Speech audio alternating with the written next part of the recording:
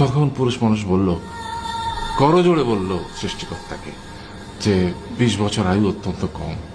হে প্রভু, আমাকে ওই গাধার, সে যে 30 বছর আয়ু চায়নি, সেটা আমাকে দেয়া হোক। ওই যে কুকুর 15 বছর ফিরিয়ে দিয়েছিল, সেটাও আমাকে দেয়া হোক। আর যে বানর 10 বছর নেয়নি, সেটা আমাকে দেয়া হোক। 20 বছর অত্যন্ত কম, আমি দীর্ঘদিন বাঁচতে চাই। সৃষ্টিকর্তা সেটাও মঞ্জুর করলেন। তারপর কি হলো?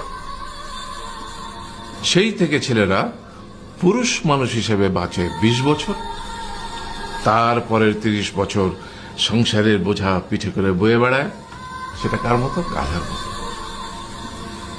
তারপরের 15 বছর সে তার ছেলে মেয়েরা যা দেয় সেই রকম ঠিক কুকুরের মতো উচ্ছিষ্ট খেয়ে বাঁচে। আর তারপরে বৃদ্ধ বয়সে